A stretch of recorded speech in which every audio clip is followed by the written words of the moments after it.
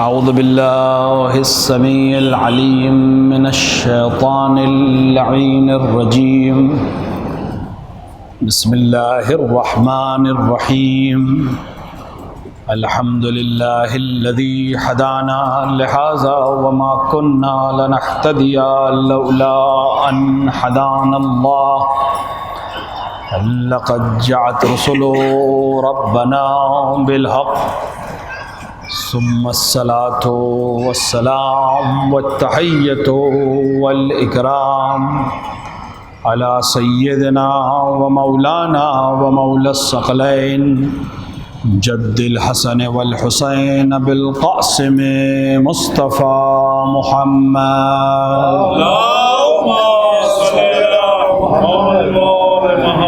وعلى آله الطيبين الطاهرين المعصومين المنتخبين المظلومين لا سيما ابن عمه غالب على كل غالب مولانا علي بن أبي طالب وعلى صاحب الدعوات النبوية والصولة الحيدرية والإسمة الفاطمية والحلم الحسنية والشجاعة الحسينية والعبادة السجادية والمعاصر البعقرية والعاصار الجعفرية والعلوم الكاظمية والحجج الرضوية والجود التقوية والنقاوة النقوية والحيبة العسكرية والغيبة الإلهية صاحب العصر والزمان إمام الإنس والجان الحجة القائم المنتظر المهدي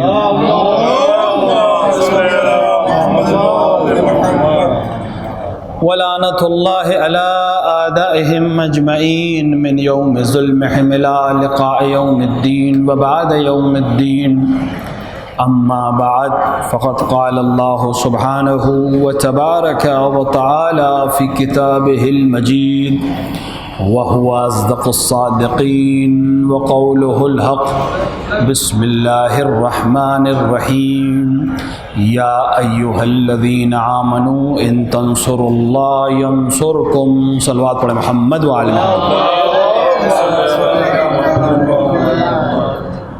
خالق کائنات اپنی کتاب ہدایت میں ایمان لانے والوں کو خطاب کر رہا ہے اور ارشاد فرما رہا ہے یا ایھا الذین آمنوا، اے وہ لوگ جو ایمان لے کر آئے، اگر تم اللہ کی نصرت کرو گے تو اللہ بھی تمہاری نصرت کرے گا۔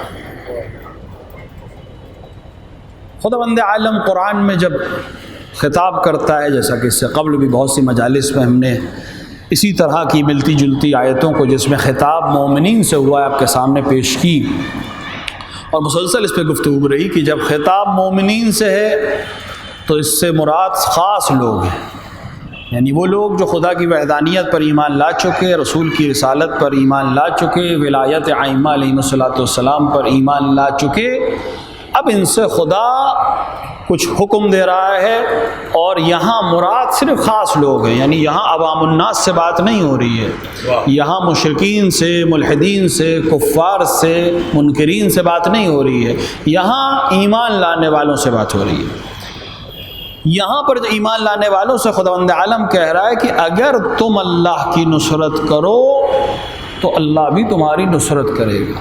اس ذیل میں کچھ باتیں اس سے قبل ایک مجلس میں بیان کی تھی، لیکن تکرار کرنے میں کوئی حرج نہیں ہے کیونکہ آج کافی دور تک یہ باتیں جا رہی ہیں۔ کوشش ہے کہ اس عشر مبارک میں کہ جو تقریباً آخری عشرہ ہے ایام عزا کا، اور منسوب ہے ویسے یہ عشرہ ایام عزا کا آخری عشرہ ہے، لیکن اگر صحیح معنوں میں دیکھا جائے تو یہ رسول اکرم صلی اللہ علیہ وآلہ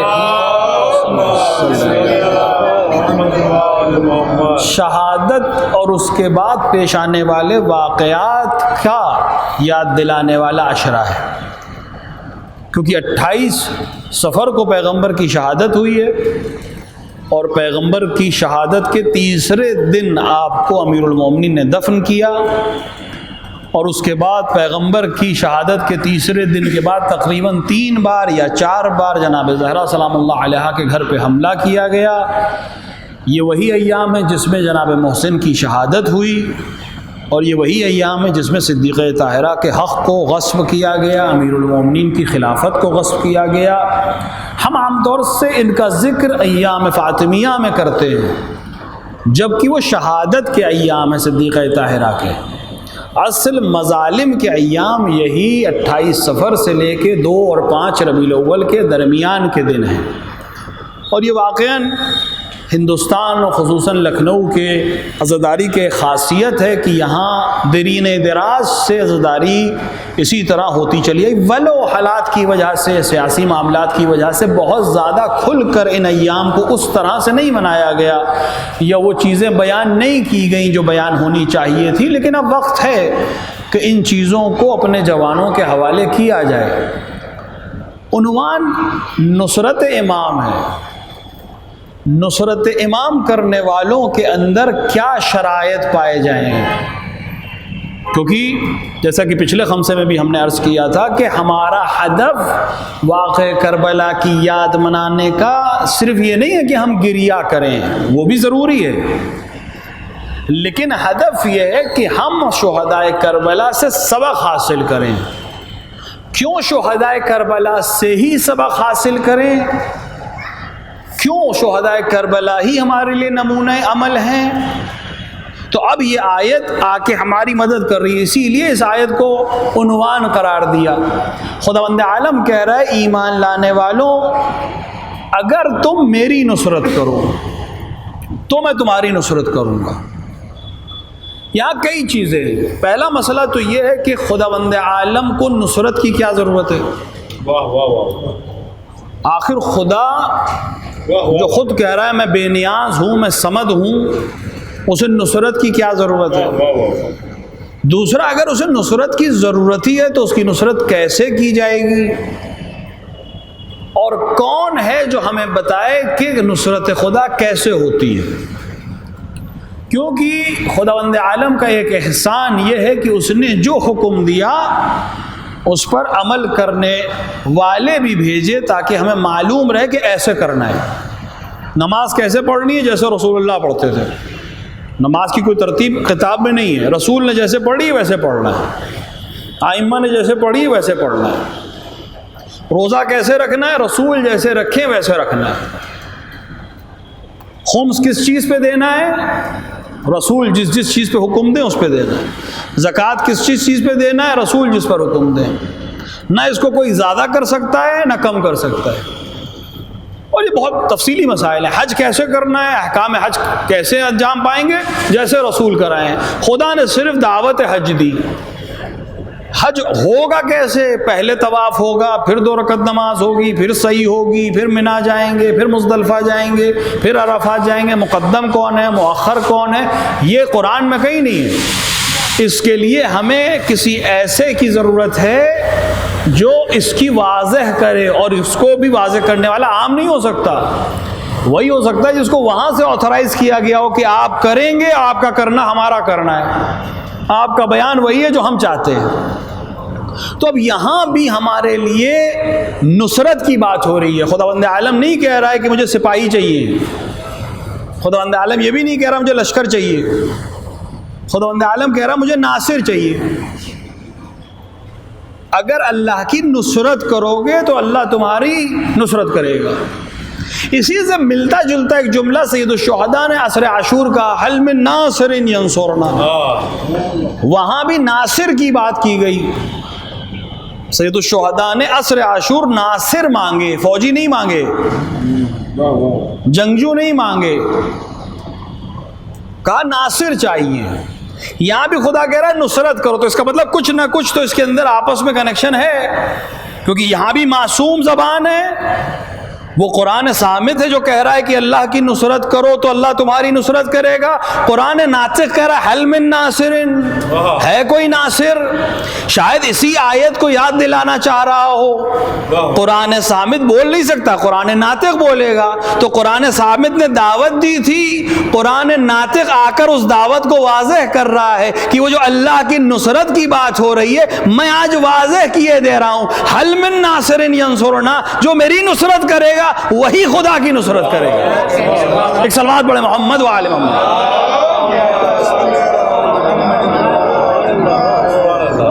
میری نصرت خدا کی نصرت ہے، کیونکہ اور اس آیت کا مفہوم ہماری سمجھ میں نہیں آ سکتا کہ خدا تو بے نیاز ہے، اسے کوئی ضرورت ہی نہیں ہے مدد کی۔ کس کی مدد اور کیسی مدد؟ کمزور ہو اس کو مدد چاہیے ہوتی ہے، مالی کمزور ہو اس کو مدد چاہیے ہوتی ہے، یہ تو بے نیاز ہے، ہر طرح سے بے نیاز ہے۔ اگلا جملہ ہی بتا رہا ہے کہ خدا کو مدد نہیں چاہیے، مدد ہم ہی کو چاہیے، لیکن اس نے شرط کو پلٹ دیا ہے۔ احترام شاید کر رہا ہے یا ہمیں عزت اور وقار دے رہا ہے۔ کبھی کبھی ایسا ہوتا ہے انسان کچھ کہنا چاہتا ہے لیکن ڈائریکٹ نہیں کہتا، سامنے والے کا احترام کرتا ہے۔ جیسے ایک نمونہ مسجد نبوی میں ہمیں دکھائی دیا، غلط وضو صحابی کر رہا تھا، واہ واہ واہ واہ، لیکن حسنین کریمین نے کہا ہم بھائی وضو کرتے آپ اصلاح فرما دیں۔ اصلاح کی ضرورت کسے تھی؟ اصلاح کی ضرورت تو صحابی کو تھی، لیکن نمائندہ خدا نے اپنی طرف نسبت دی کہ وضو ہم کر رہے ہیں، اصلاح آپ کیجئے گا۔ اس کی سمجھ میں آ گیا کہ اصلاح کی ضرورت اسے نہیں ہے، اصلاح کی ضرورت ہمیں ہی ہے۔ یہ اپنے نام سے کہہ رہے ہیں، یہاں بھی خدا کو ضرورت نہیں ہے، ضرورت ہم ہی کو ہے، وہ اپنے نام سے کہہ رہا ہے۔ وہ کہہ رہا ہے کہ اگر میری نصرت کرو گے، ہونا یہ تھا کہ اگر تم نصرت چاہتے ہو تو میری نصرت کرو، لیکن اس نے احترام دیا بندوں کو، اپنی طرف نسبت پہلے دے دی کہ اگر میری نصرت کرو گے تو میں تمہاری نصرت کروں گا۔ تو اب سوال یہ ہے کہ یہ کام کریں گے کیسے ہم؟ ضرورت تو معلوم ہوگی کہ ہم ہی کو ضرورت ہے، ہمیں ہر معاملے میں اس کی نصرت کی ضرورت ہے۔ تو اب ہم کیسے نصرت کریں کہ نتیجے میں ہم کو خدا مدد کرے؟ یہاں اس نے شرط لگا دی، باقی کسی عمل میں اس نے شرط نہیں لگائی ہے۔ جو نعمتیں خدا نے دی ہیں اس میں کوئی شرط نہیں لگائی، کلمہ پڑھو گے تو رزق دیں گے، ایسی کوئی شرط نہیں ہے۔ وہ سب کو رزق دے رہا ہے، چاہے اس کا کلمہ پڑھو چاہے نہ پڑھو۔ سانس اسی کو دیں گے جو میرا نام لے گا، نہیں ایسی کوئی شرط نہیں ہے۔ حیات اسی کو دیں گے جو میرا نام لے گا، نہیں ایسی کوئی شرط نہیں، سب کو دے رہا ہے۔ لیکن یہاں اس نے شرط لگا دی کہ اگر میری نصرت تمہیں چاہیے، مدد میری چاہیے، تو پھر میری مدد کرنی پڑے گی۔ حالانکہ مدد تمہیں کو چاہیے، ضرورت تمہیں کو ہے، لیکن اس ضرورت کو ہم ایسا ہی پورا نہیں کریں گے۔ اس ضرورت کو پورا کرنے کے لیے تمہیں ہماری مدد کرنی پڑے گی، اور ہمیں معلوم ہے کہ خدا کو نصرت کی ضرورت نہیں ہے۔ تو پھر ہمیں سمجھنا ہے کہ نصرت کس کی کرنی ہے کہ جس کے نتیجے میں خدا ہماری نصرت کرے۔ تو جیسے اس نے ہر عمل کے لیے نمونہ بھیجا کہ اس کو دیکھ کے عمل کرو، اب ہمیں ڈھونڈنا ہے ایسے ناصروں کو، ایسے ناصروں کو ڈھونڈنا ہے کہ ان کے ذریعے سے ہم اللہ کی نصرت کرنے کے طریقے کو سیکھیں۔ ایک لشکر چاہیے، ایک ناصروں کا لشکر، ایک جماعت ہمیں چاہیے جو نصرت کر کے بتائے کہ ایسے ہونا ہے۔ جیسے رسول نے نماز پڑھ کے سکھایا کہ ایسے پڑھنا ہے، وضو کر کے دکھایا کہ ایسے کرنا ہے، تیمم کر کے بتایا کہ ایسے کرنا ہے، روزہ رکھ کے سکھایا کہ ایسے کرنا ہے۔ یہاں بھی حکم ہو رہا ہے نصرت کرو، تو کیسے کرنا ہے؟ کون بتائے گا کہ نصرت خدا کیسے ہوتی ہے؟ کیا رسول کا لشکر بتا سکتا ہے؟ رسول کا لشکر کیا ہمارے لیے آئیڈیل ہے کہ ہم اس سے نصرت الہی سیکھیں؟ کیونکہ رسول کے لشکر میں جو افراد ہیں اس میں آپ کو ہر طرح کے لوگ ملیں گے۔ واقعات اس لیے بیان کیے جاتے ہیں تاکہ جوانوں کے لیے واضح ہو جائے بہت سی چیزیں۔ ایک پوری جماعت ہے جو لگی ہوئی کہ سارے اصحاب عادل ہیں، تو ضروری ہے کہ واقعات سامنے رکھے جائیں جس سے معلوم ہو کہ واقعاً عادل تھے بھی کہ نہیں۔ رسول کا ایک لشکر ہے جنگ حنین پہ گیا ہوا، جنگ حنین ہم نے پچھلے سال پڑھی تھی، ذہن میں ہے جنگ فتح مکہ کے بعد جنگ جو پیش آئی وہ جنگ حنین ہے۔ اس میں مسلمان جو جنگ میں جا رہے ہیں، لشکر میں جا رہے ہیں، رسول کے لشکر میں جا رہے ہیں، کچھ وہ ہیں جو مدینے سے رسول کے ساتھ آئے ہیں، یعنی تھوڑے سے پرانے مسلمان ہیں، اور کچھ وہ ہیں جو ابھی بھی مکے میں اسلام لائے ہیں۔ اب وہ کیسا بھی اسلام لائے، ابھی اس سے بحث نہیں ہے، دباؤ میں لائے ہیں، فورس میں لائے ہیں، دب گئے ہیں، ظاہری طور پر مسلمان ہو گئے، لیکن ہم معمور ظاہر پہ جس نے لا الہ الا اللہ کہہ دیا ہم اسے مسلمان سمجھتے ہیں؟ معصوم نے ہمیں حکم دیا ہے، جس نے لا الہ الا اللہ محمد رسول کہہ دیا، محمد رسول اللہ کہہ دیا، اسے مسلمان سمجھو، ہے یا نہیں اس سے ہمارا مطلب نہیں ہے، یہ ہماری آسانی کے لیے ہے یا نہیں اس کا فیصلہ خدا کرے گا، ہمیں نہیں کرنا ہے، اس کو مسلمان سمجھ کے اپنے معاملات کرنے ہیں ہمیں۔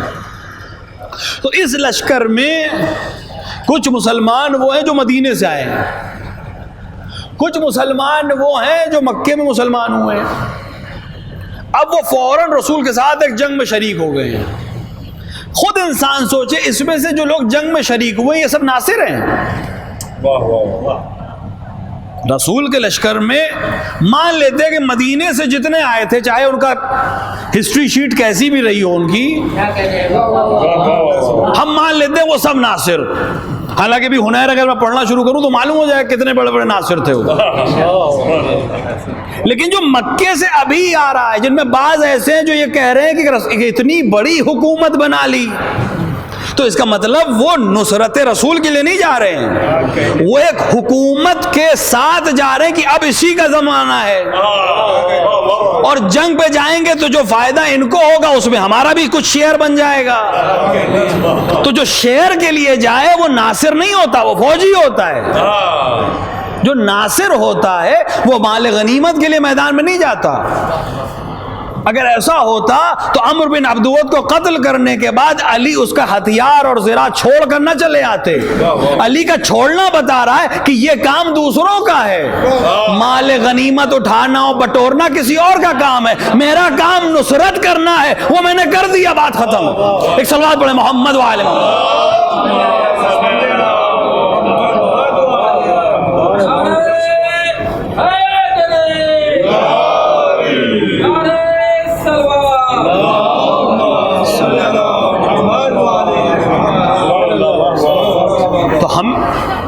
جو فوجی جا رہے ہیں رسول کے ساتھ سب ناصر نہیں ہیں، یہ بھی نہیں کہ سب فوجی ہیں، نہیں، کچھ ناصر بھی ہیں۔ جو ناصر تھے وہ میدان میں رکے رہے، اسی لیے رکے رہے کہ وہ ناصر تھے۔ جنگ تمام ہو گئی، رسول مال غنیمت تقسیم کر رہے ہیں، یہ بھی نہیں کہ کسی اور کے ذریعے تقسیم کروا رہے ہیں، خود رسول اللہ تقسیم کر رہے تھے، جبکہ یہ وہ فوجی ہیں جن میں کوئی ٹکا نہیں تھا، صرف 10 رکے تھے، ان میں سے 6 بنی ہاشم میں تھے، لیکن جب مال بٹنے لگا تو ساری فوج آ گئی حسب دستور قدیم۔ جب مال بٹنے لگا تو سب آ گئے دروازے پہ، رسول خود تقسیم کر رہے ہیں۔ اس مجمع میں کون لوگ ہیں؟ ظاہر ہے صحابہ رسول ہیں، وہ فوجی ہیں جو رسول کے ساتھ لڑنے گئے، مشرک تو یہاں نہیں، کفار بھی یہاں نہیں ہیں، منافق ہو سکتے ہیں کیونکہ ظاہر ہے منافق کفار میں نہیں ہوں گے، ہوں گے تو مسلمانوں کے درمیان۔ اس مجمع میں جو رسول کا لشکر ہے اس میں سے ایک آواز اٹھی، اے رسول اللہ عدالت سے کام لیجئے۔ یہ تاریخ میں ثبت ہے۔ کیوں؟ یہ انسان جو یہ آواز دے رہا ہے یہ کون ہے؟ کافر ہے؟ کافر تو ہوگا نہیں یہاں پہ، مشرک بھی نہیں ہوگا یہاں پہ، ملحد بھی نہیں ہوگا یہاں پہ، مسیحی بھی نہیں ہوگا، یہودی بھی نہیں ہوگا، یہاں تو وہ مسلمان ہوگا جو کلمہ پڑھ چکا ہے، کہہ بھی رہا ہے یا رسول اللہ، یا رسول اللہ عدالت سے کام لیجیے۔ رسول کے چہرے کا رنگ بدل گیا اور فرمایا کہ میں عدالت نہیں کروں گا تو کون عدالت کرے گا؟ لیکن یہاں سوال اٹھتا ہے کہ وہ لشکر، وہ جماعت جو ابھی رسول کی عدالت پہ شک کر رہی ہے وہ ناصر نہیں ہو سکتی۔ اگر وہ ناصر نہیں ہے تو ہمارے لیے نمونے عمل بھی نہیں ہے، یعنی ابھی اسے اتنی معرفت نہیں ہے کہ رسول عادل ہے کہ نہیں۔ اب اس سے کتنے مسئلے حل ہو جاتے ہیں۔ جب سے رسول کی عدالت پر ابھی یقین نہیں ہے، اگر وہ کل کسی ایسے کو خلیفہ مان لیتا ہے جو عادل نہیں ہے تو تعجب کی کوئی بات نہیں ہے۔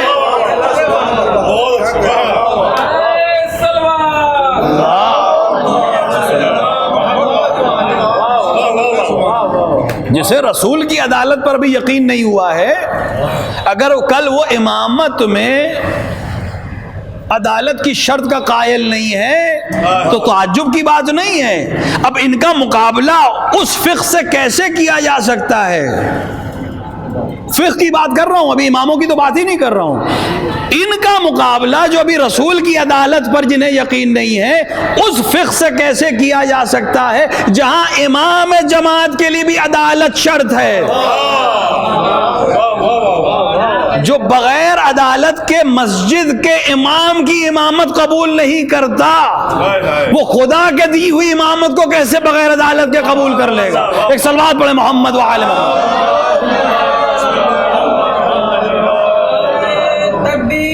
اللہ اکبر، نعرہ رسالت یا رسول اللہ، نعرہ حیدری آل محمد کمال علی بلند تر سلوات۔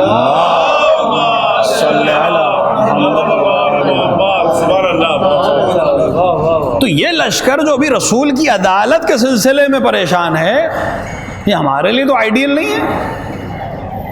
ابھی ہم رسولی کے لشکر کی بات کر رہے ہیں کہ یہ لشکر ہمارے لیے آئیڈیل نہیں ہے، کیونکہ ایک موقع چلی چھوڑ دیجئے ایک موقع، لیکن اگر کئی موقع پہ اسی طرح کے مسائل آئیں تو اس لشکر میں سب ناصر نہیں ہیں۔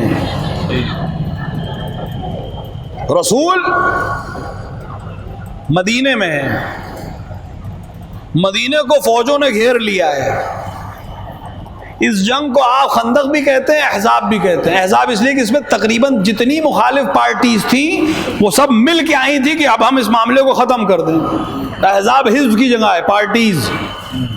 خندق اس لیے کہ ظاہر سلمان فارسی کی رائے سے اس میں خندق کھینچی گئی تھی۔ رسول اپنے خیمے میں،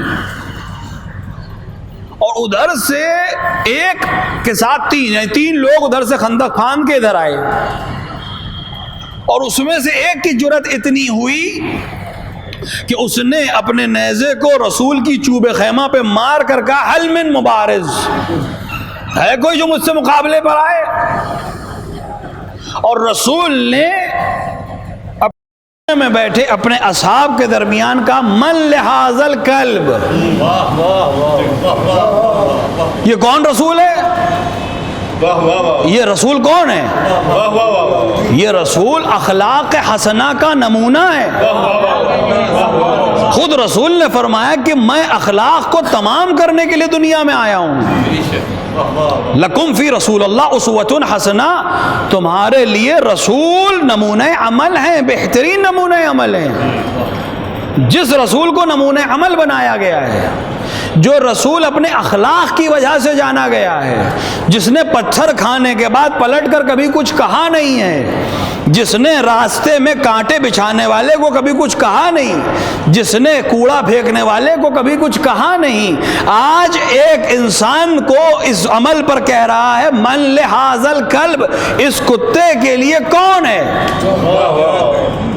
ایک بار انسان سوچے کہ یہ رسول اللہ کی آواز بدل کیسے گئی۔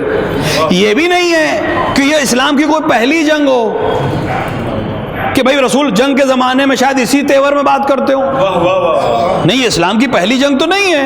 اس سے پہلے بدر ہے، اس سے پہلے احد ہے، اور بھی جنگیں ہیں، لیکن رسول نے اس لہجے میں کسی جگہ گفتگو نہیں کی ہے۔ آج کیا ہوا؟ پیغام دے رہا ہے رسول کا یہ جملہ، اب سے پہلے جتنے میدان میں آئے تھے وہ میدان جنگ میں مبارز طلب کرتے تھے، میدان جنگ میں مقابلے کے لیے بلاتے تھے۔ آج آنے والے نے خیمہ رسالت پر نیزہ چبو کر اس طرح سے مبارز طلب کیا، تو یہ صرف رسالت کا خیمہ نہیں ہے، یہ رسول کے گھر کے حکم میں ہے۔ اگر رسول کے گھر پر کوئی آ کر جسارت کرے تو رسول کہہ رہے من لہذا الکلب، اس کتے کا جواب کون دے گا؟ اب تاریخ پڑھتے چلے جائیے، اگر رسول کے دروازے پہ کوئی گستاخ نظر آئے تو رسول کی نظر میں وہ کیا ہے، یہ تحریر بتا رہی ہے۔ ایک صلوات پڑھے محمد وآل محمد۔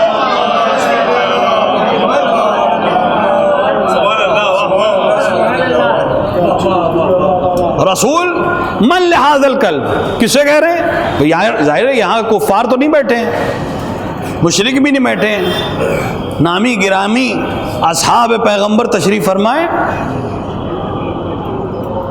آنے والا یقیناً کافر ہے، تبھی تو مقابلے پہ آیا ہے۔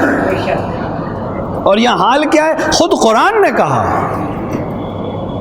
کہ ان کا حال یہ تھا، جب رسول اس سے کہہ رہے تھے کہ اس کا جواب دو، تو ان کا حال یہ تھا کہ سب اپنے سروں کو اس طرح جھکائے بیٹھے تھے کہ جیسے ان کے سر پہ پرندے بیٹھے ہوں کہ اگر وہ ہلائیں گے تو وہ اڑ جائے گا۔ جو قرآن نے کہا کہ اس طرح ساکت بیٹھے تھے اسٹل، اور اگر کوئی کھڑا ہوا، اس میں اگر ایک کوئی کھڑا ہوا تو یہ اسٹل حضرات بجائے اس کے کہ اس کی حوصلہ افزائی کرے، اس کافر کی تعریف کرتے نظر آ رہے ہیں۔ اچھا عجیب بات ہے، ابھی رسول نے اسے کلب کہا ہے، ابھی رسول نے اسے کلب کہا ہے۔ جب رسول نے کلب کہہ دیا تو پہلے کتنے بھی اچھے تعلقات آپس میں رہے ہوں، اب تو رسول کی بات کا احترام کرنا تھا۔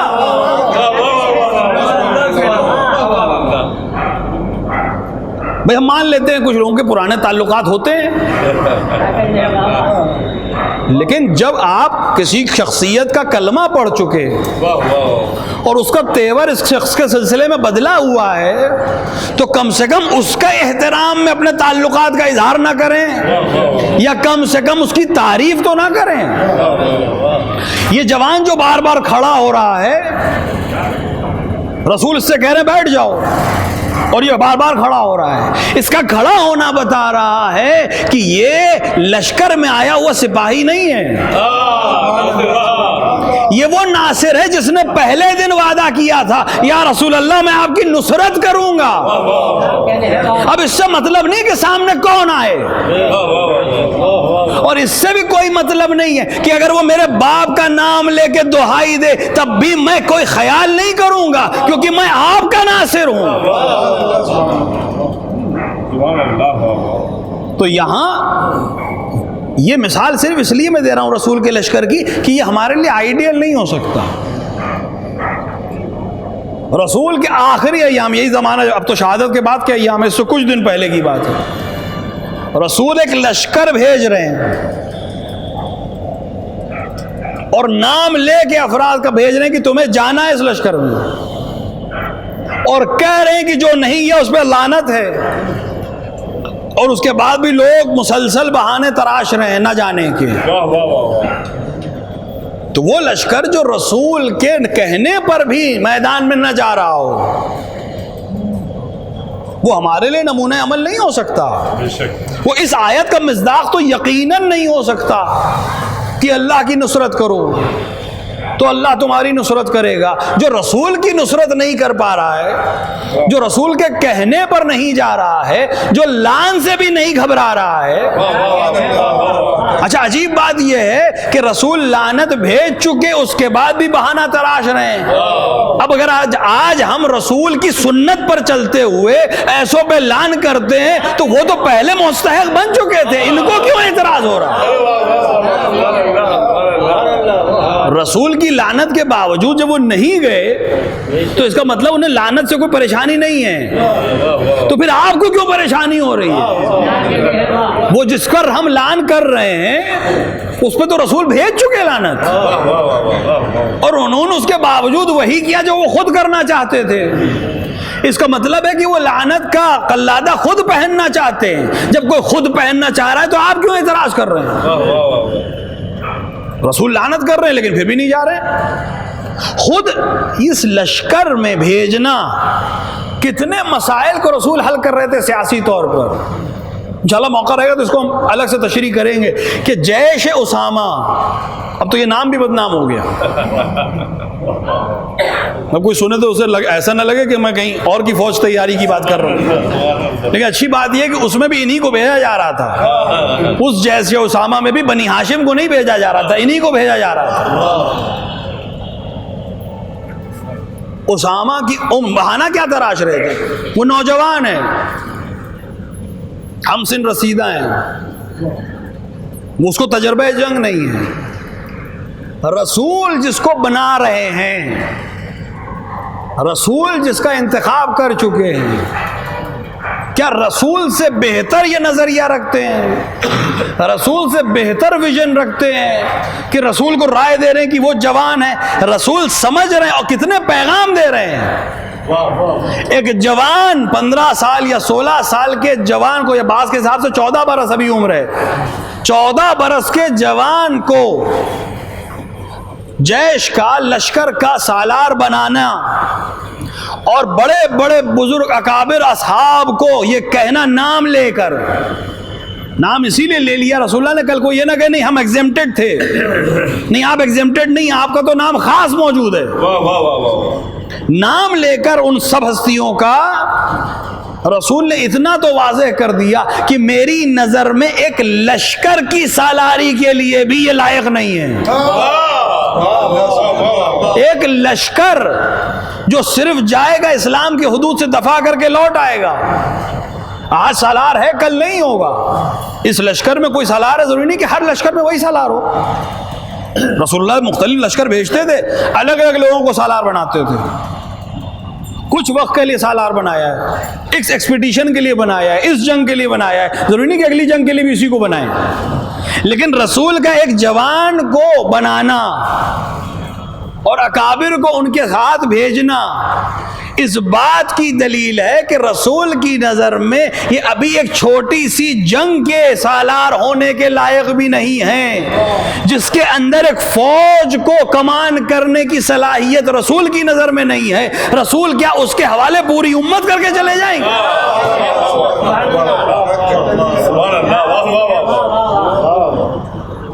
رسول کہہ رہے تو یہ کوئی رسول کہہ رہے ہیں جاؤ، یہ نہیں جا رہے،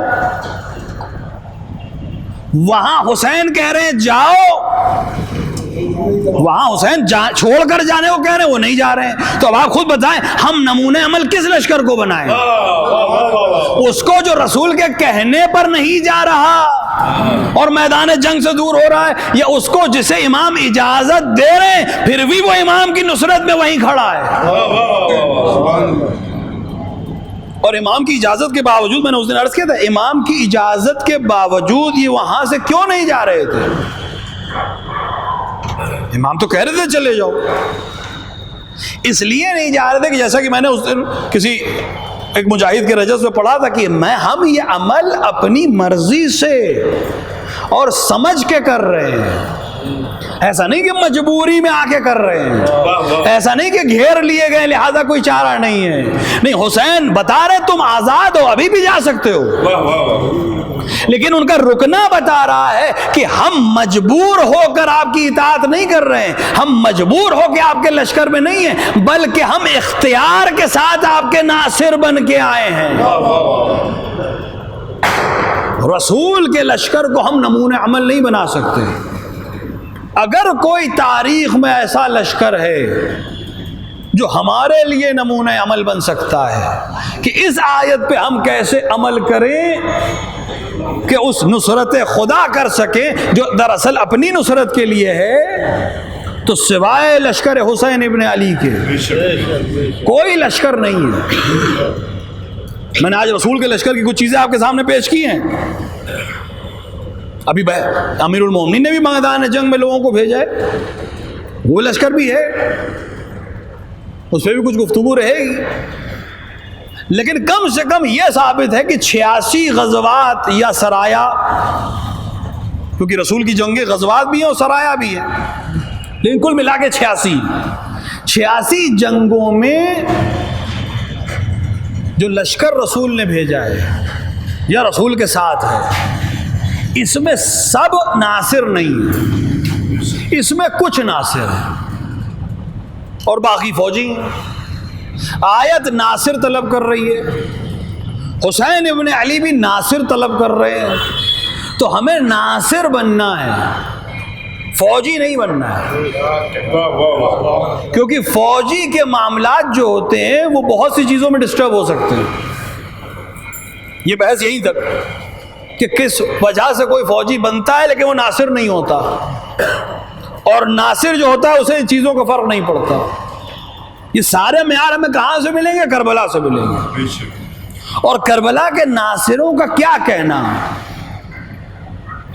یعنی انہوں نے نصرت بھی اس طرح سے کی ہے کہ خود امام معصوم کہہ رہا ہے کہ جیسے مجھے ملے کسی کو نہیں ملے. خود امام کا یہ جملہ ہمارے لیے مشعل راہ ہے کہ اگر تمہیں ناصر دیکھنے ہیں تو پھر کسی اور کے ناصر مت دیکھو، حسین کے ناصر دیکھو. کیونکہ جب حسین خود کہہ رہے ہیں جیسے مجھے ملے کسی کو نہیں ملے، تو پھر کسی اور کا لشکر اس لائق ہی نہیں ہے کہ ہم اسے آئیڈیل بنا سکیں. آئیڈیل تو صرف وہ لشکر رہے گا جسے حسین نے سند دی ہے کہ جیسے مجھے ملے کسی کو نہیں ملے. اور انہوں نے واقعاً کمال کیا ہے. ہم تک تاریخ اس طرح پہنچی نہیں، کچھ چیزیں پہنچی ہیں. واقعہ کربلا کی بھی ہر چیز تو ہم تک نہیں پہنچی ہے، کچھ چیزیں ہم تک پہنچی ہیں. لیکن یہ مسلم ہے کہ ان ناصران حسین نے اس طرح سے عمل کیا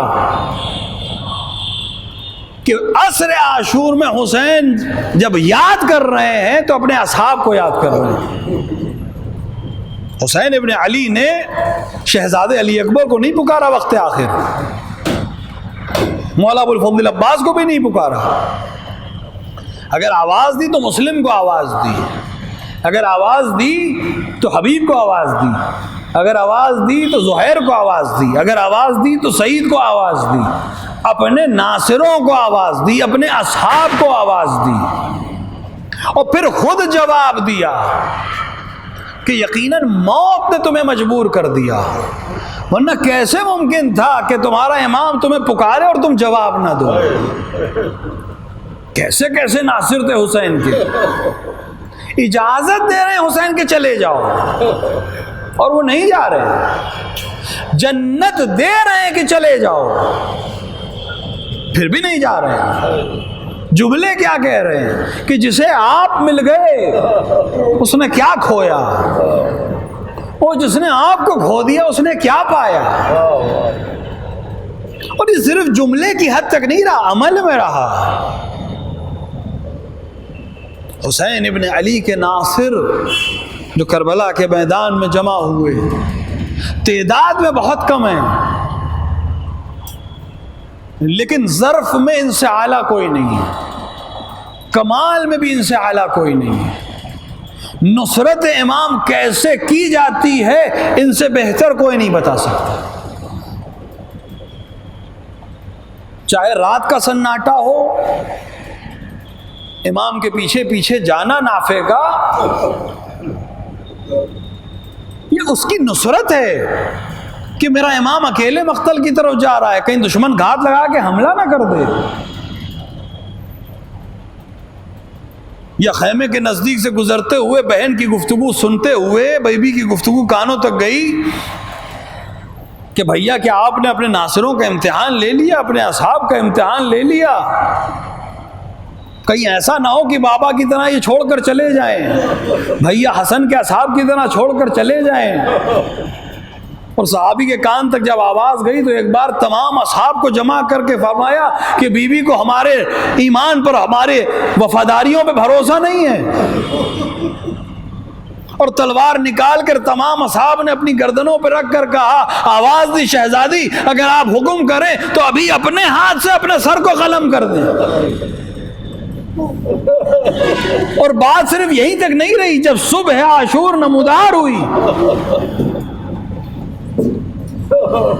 تو ایک ایک مجاہد میدان میں جا کر حسین کی نصرت کر رہا ہے. کیا کہنا اصحاب حسینی کا، کیا کہنا نافع کا، کیا کہنا مسلم ابن عقیل کا اور مسلم ابن اوسجہ کا، کیا کہنا سعید کا، کیا کہنا زہیر کا. ایک ایک مجاہد میدان جنگ میں جاتا ہے، اپنے امام کی نصرت کرتا ہے، اور جب زمین پر گرتا ہے سب سے پہلے حسین پہنچتے ہیں. یعنی ایک انسان تصور کرے حسین اپنے اصحاب کو کتنا چاہتے ہیں، کتنا مان دے رہے ہیں کہ جو مجاہد زمین پر گرتا ہے سب سے پہلے حسین پہنچتے ہیں، اس کا سر اپنے زانوں پہ رکھتے ہیں. انسان صرف تصور کر لے کہ امام معصوم کے زانوں پر کسی کا جاکنی کے عالم میں سر ہو، اس سے بہتر بھی کوئی مقام ہوگا۔ لیکن ان میں کچھ بہت بامعرفت تھے، جب حسین ان کا سر اپنی آغوش میں رکھتے تھے تو وہ اپنا سر ہٹا لیتے تھے۔ بعض نے اپنا سر ہٹایا، حسین نے پوچھا سر کیوں ہٹا رہے ہو؟ کہا آقا ہمارا سر تو آپ کی آغوش میں ہے، جب آپ اس میدان میں گریں گے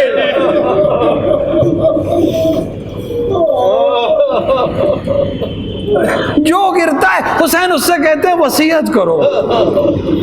حالانکہ حسین جانتے ہیں کچھ دیر میں بھی میں بھی انہی سے ملحق ہو جاؤں گا، لیکن وصیت کرنا اور وصیت کروانا مستحب عمل ہے، لہٰذا حسین کہتے ہیں کوئی وصیت ہو تو کرو۔ کسی مجاہد نے مال دنیا کی وصیت نہیں کی، کسی نے گھر کی وصیت نہیں کی، کسی نے مال و دولت کی وصیت نہیں کی، کسی نے اولاد کی وصیت نہیں کی۔ جو وصیت کرتا تھا ایک جملہ کہتا تھا، تو میں حسین کی وصیت کرتا ہوں، تو میں حسین کی نصرت کی وصیت کرتا ہوں۔ جب تک رخ میں کان میں جان رہے حسین پر آنچ نہیں آنی چاہیے۔ یہی وجہ ہے ایک ایک مجاہد شہید ہو گیا اور حسین نے وقت آخر اب کسی کو نہیں پایا، ایک بار اپنے انصار کو یاد کیا، اے مسلم کہاں ہو، اے زہیر کہاں ہو، تمہارا امام تمہیں آواز دے رہا ہے۔ اور اس کے بعد حسین نے تلوار نعام سے باہر نکالی، جہاد کرنا شروع کیا۔ اللہ اللہ، حسین کا جہاد قیامت خیز جہاد ہے، کوئی اس کی نظیر نہیں۔ میں عرض کروں گا اور دنیا علی کو شجاع کہتی ہے، یقیناً علی سے شجاع دنیا میں کوئی نہیں، لیکن علی نے کبھی ان حالات میں تیغ نہیں چلائی کہ 70 لاشیں اٹھا چکے ہو، کبھی ان حالات میں تیغ نہ چلائی کہ 3 دن کی بھوک اور پیاس ہو، کبھی ان حالات میں تیغ نہ اٹھائی کہ علی اکبر جیسے جوان کا جنازہ اٹھا چکے ہو، کبھی ان حالات میں تیغ نہیں چلائی کہ حرم رسول کا کوئی مدافع نہ ہو۔ حسین ان تمام کر کے باوجود تلوار چلا کر نصرت کر رہے ہیں، یہاں تک کہ وہ موقع آیا، آواز آئی، اے نفس مطمئنہ اپنے مالک کی طرف پلٹا کہ وہ تجھ سے راضی ہے، تو بھی اس سے راضی ہو جا۔ حسین نے سجدے میں سر رکھا، قاتل سینے پہ سوار ہوا، بہن نے بایاز بلند کی۔ ایک بار حسین نے پتلیوں سے اشارہ کیا، زینب حسین کی زندگی میں خیمے سے باہر نہ رہو۔ زینب واپس گئی۔ اسی اثنا میں فرات کا پانی نے اچھلا، زمین کربلا کو زلزلہ آیا، سورج کو گہن لگا، کسی نے آواز دی، الا قد ذبح الحسین بکرب و بلا، قد قتل الحسین۔